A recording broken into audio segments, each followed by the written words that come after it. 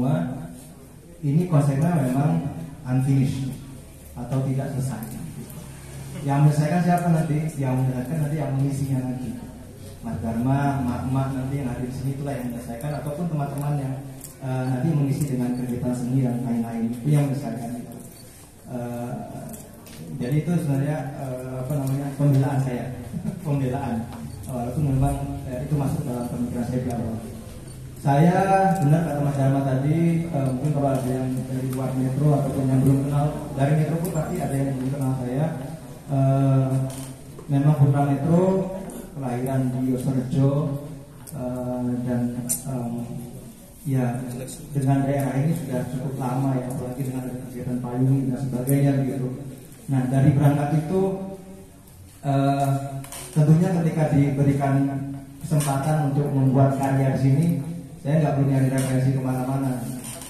Yang saya cari referensi tentunya adalah kegiatan yang ada di sini, masyarakatnya, bentuk-bentuk yang ada di sini, baik itu bangunan maupun yang lain-lain, dan yang paling perlu kita perhatikan tentunya lingkungan alam. Jadi itu semua yang inspirasi saya ketika mendapat tugas pertama kali di sini. Dan kemudian memang fungsinya di awal sudah kita sepakati sebagai ruang belajar ya, kelas gitu kan, pesantren wirausaha. Sehingga ketika ada penambahan ya hanya beberapa spot seperti ini misalnya, yang kemudian kita bisa lebih fleksibel dalam penggunaannya. Tapi ruangan yang di atas itu memang fungsinya memang ruang kelas gitu. Jadi ini bangunan seperti itu. Dalam arsitektur tadi bicara soal selain arsitektur ada kerajinan, ada juga apa tadi, keberlanjutan ya Mas Dharma ya. Itu semuanya nyampur dari satu dalam arsitektur. Dan itu pun muncul dalam bangunan ini. Kalau kita bicara fungsi, tadi saya sudah sampaikan konsepnya bangunan ini teman-teman semua. Nanti kita bisa diskusi lebih lanjut ya. Tapi saya awali dengan bahwa fungsi ini adalah untuk sebagai tempat belajar, ya, tempat belajar, sehingga yang kita tonjolkan adalah proses di situ, ya. Proses. Di samping fungsi yang tadi ruang sebagai tempat belajar ada kelasnya, tapi belajar itu juga mewakili sebuah proses. Makanya kemudian kita bisa lihat tadi konsepnya unfinished yang nanti berproses, sehingga nanti ketika jadi kita akan kaget sendiri seperti apa. Kita bisa tambahkan di sisi sana, tambahkan di sisi sini. Atau tadi ada yang menyampaikan apa mau dicat ya mas awalnya, akhirnya nanti ya boleh saja.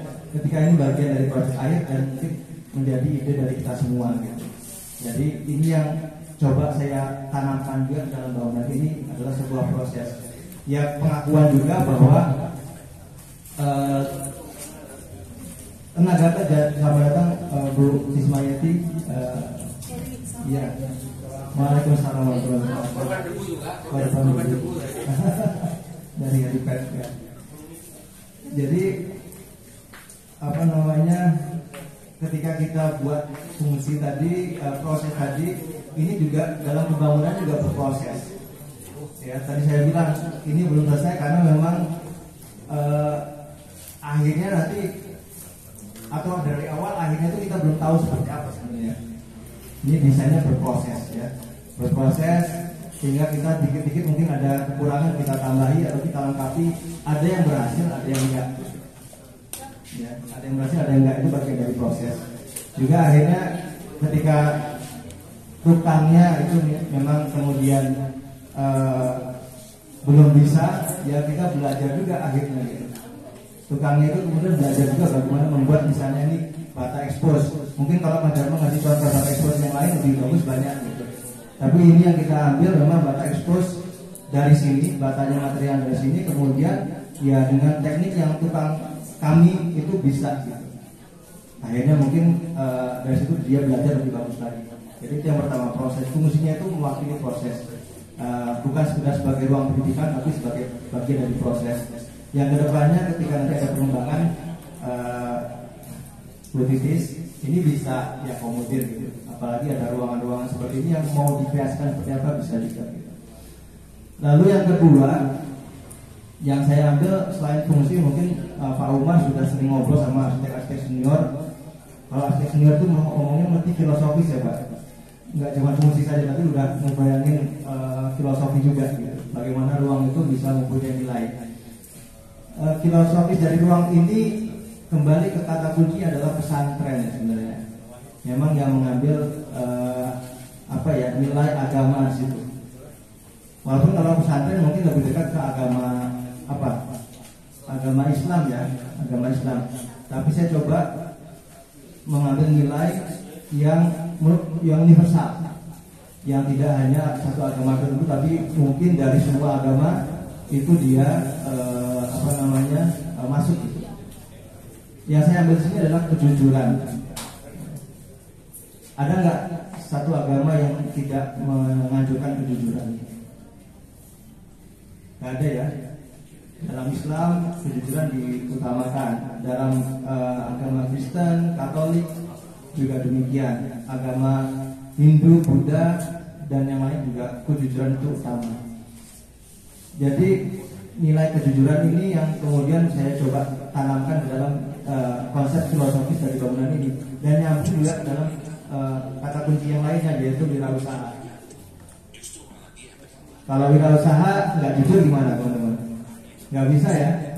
Wirausaha itu kuncinya di jujuran ya.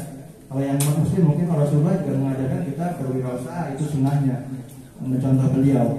Tapi juga ditanamkan yang paling penting adalah kejujuran. Diterjemahkan dalam bangunan seperti apa? Ya ini, walaupun ini juga artinya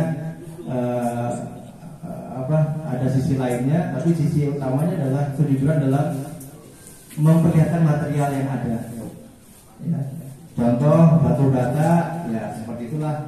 Ada natnya dari semen, ya seperti itulah. Gitu. Kemudian semen kita pakai, ya bentuknya seperti apa, ya seperti itu juga. Bagaimana dia memasangnya ke dalam ke bentuk dinding ini, ada garis-garis, gurat-gurat garis yang terlihat, kemudian tidak rata, ya itulah proses kejujurannya gitu. Ini pipa-pipa ini ya kita bisa aja, walaupun ini bahannya dari PVC gitu misalnya, kita buat gelap, kita cat hitam atau kita cat warna besi gitu misalnya ya, agak kemerah-merahan gitu atau keabu-abuan bisa aja. Tapi kita artinya kemudian tidak jujur gitu. Ini PVC ya biarin aja PVC gitu.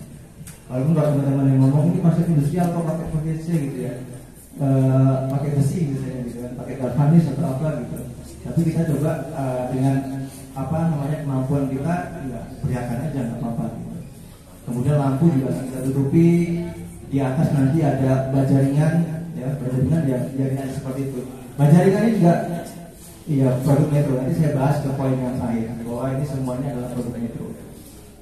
Kemudian dalam setiap ruangan ini tidak ada yang tersekat dengan masif, ya semua ada bukaan-bukaan, itu juga bagian dari kejujuran. Itu yang kedua ya, filosofisnya begitu. Kemudian yang ketiga, teman-teman semua sebelum nanti mungkin ditambahi atau dilengkapi, dan kita mau dengar cerita dari beliau-beliau ini, bahwa yang terakhir lokalitas. Di awal tadi saya sudah ngomong, saya cari inspirasi dari sini nggak kemana-mana, ya langsung sini aja kita ngeliat. Di sini dulu adalah Tobong Bata ya teman-teman ya. Banyak yang punya usaha Tobong Bata, banyak yang berusaha untuk membuat bata. Makanya yang saya langsung ingat pertama kali ya, bata itu harus terlihat. Konsep batanya terlihat. Itu yang saya lihatkan. Terus buat yang berpikir, oh berarti kalau konsep lokal atau arsitektur yang ramah lingkungan itu harus dengan kayu. Enggak juga ya, karena kayu di Metro mungkin jarang ya yang bagus-bagus bisa kita ambil gitu. Lebih banyak ternyata di Metro baru sadar juga ada penghasil atau pembuat bajaringan Pak di sini. Bajaringan itu ada di Metro, di Bajar Agung gitu. Akhirnya kita pakai lebih banyak produk dari situ gitu untuk bajaringannya. Kemudian pasir segala macam, pokoknya semua kita ambil dari sekitar kita. Dan ini nanti akan masuk ke dalam konsep keberlanjutannya, atau kalau bahasa kerennya, bahasa Inggrisnya itu sustainable gitu ya. Ya, kalau kita bicara ngambil material itu dari luar segala macam, bisa kita dapatkan material yang bagus-bagus, yang lebih dari ini banyak gitu. Tapi kita nggak akan punya alasan untuk bilang ini ramah lingkungan, ini berkelanjutan. Ya, karena kita dalam proses itu juga menghilangkan atau membuat kerusakan artinya gitu. Ya, kita ambil material itu dari daerah lain, itu kita sudah mengeluarkan emisi karbon yang kita hasilkan dari transportasinya gitu. Kemudian banyak masalah itu lagi yang akan kita hasilkan. Makanya kalau kita ingin ngomong keberlanjutan atau sustainable tadi, kita ambil material-material yang ada dari sekitar kita. Itu yang coba saya terapkan di bangunan ini. Ada 3 hal tadi yang terkait dengan fungsinya sebagai tempat belajar. Tempat belajar itu kita berproses, bukan hanya kita bilang di sekolah, enggak. Tapi semua komponen yang ada yang menggunakan bangunan ini harus berproses. Bangunan pun harus berproses. Jadi kalau memang belum jadi, ya silakan nanti dikembangkan menjadi suatu hal yang lebih diterima, lebih bagus lagi. Monggo. Ini bukan karya Allah, bukan karya Tuhan. Jadi pasti akan sempurna. Yang kedua, ini konsep fungsinya atau filosofisnya, ini mengambil dari kejujuran tadi. Ya, jadi semua serba terbuka, semua serba transparan, ya, apa adanya. Mudah-mudahan itu juga menginspirasi kita dalam berwirausaha. Yang ketiga, yang terakhir terkait dengan lokalitas, ya, dari bentuk atapnya, dari materialnya, itu semua mengambil apa yang ada di sekitar kita, dan itu adalah bagaimana kita menerapkan keberlanjutan atau berkelanjutan sama aja atau sustainability tadi dalam bangunan ini, sehingga kita tidak merusak lingkungan alam. Semua drainase sudah kita kondisikan. Di situ, di bawah situ Pak Umar, ada biopori yang bisa membantu juga peresapan dari air hujan dan sebagainya. Ini nyambung juga dengan drainase kota. Ketika nanti ketika hujan juga tidak akan mengembang kemana-mana. Mudah-mudahan bisa membantu juga dari tetangga dan sebagainya. Itu yang bisa saya sampaikan, Mas Dharma, tentang konsep bangunan ini. Dan ini belum persiapan, jadi langsung saya keluarkan apa yang teringat saja. Terima kasih. Baik, terima kasih Mas Baskoro, Mas Fran. Pak Supriyadi tahan dulu ya, tahan dulu, santai. Nanti malah yang terakhir malah enak Pak, biasanya malah bisa menyimpulkan Pak. Ini saya minta Pak Umar ini. Jadi sebenarnya bangunan-bangunan yang dibuat oleh Tubaba kan tidak hanya bangun saja, pada akhirnya harus mencari menggerakkan komunitas sehingga komunitas bisa menghidupkan. Dan Tubaba memberikan pelajaran penting bahwa manusia-manusia kreatif itu menjadi tujuan bahwa Tubaba akan pulang ke masa depan.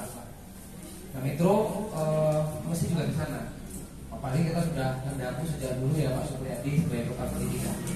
Pendidikan yang seperti apa? Apakah dia memproduksi gelar, ataukah memang kita bisa memfasilitasi teman-teman yang sebenarnya mereka lahir tidak dari ruang-ruang kuliah. Ada yang akuntansi, ya kan? Tapi kemudian melukis gitu, kayak si siapa? Ruli. Lopok, mana Lopok? Lopok mana Lopok? Lopok ini produknya di Australia. Anak Metro di Australia Pak. Ya kayak Mas Baskoro akhirnya dicuri sama Pak Umar Rahman gitu. Padahal ini kan anak Metro Pak. Iya toh Pak, Bapak kan curi dia kan Pak. Bukan curi sih, memfasilitasi. Nah, bangunan Pak Umar itu yang dibangun di luar negeri itu banyak dengan sekolah seni Tubaba. Sudah cerita ada Dere datang bahkan bikin video klip yang berisik itu. Kemudian Sandra Fah itu malah pengen tuanya di Tubaba. Bahkan kemarin juga mengundang teman-teman dari Jogja Bina. Saya kira Pak Umar tidak akan bicara saja tentang bangunannya itu bagaimana, tapi kenapa Pak Umar mau memfasilitasi komunitas-komunitas yang sebenarnya juga tidak menguntungkan uang secara Pak Umar. Silakan Pak Umar. Assalamualaikum warahmatullahi wabarakatuh. Selamat sore Kaliku.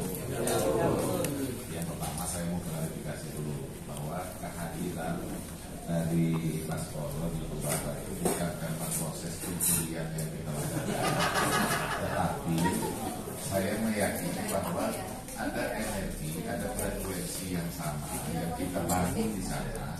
yang menggerakkan orang lain sehingga hadir ingin bersama-sama mewujudkan mimpi tentang apa yang disebut dengan Tubaba.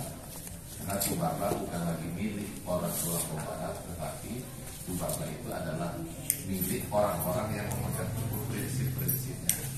Jadi prosesnya Baskoro itu bukan proses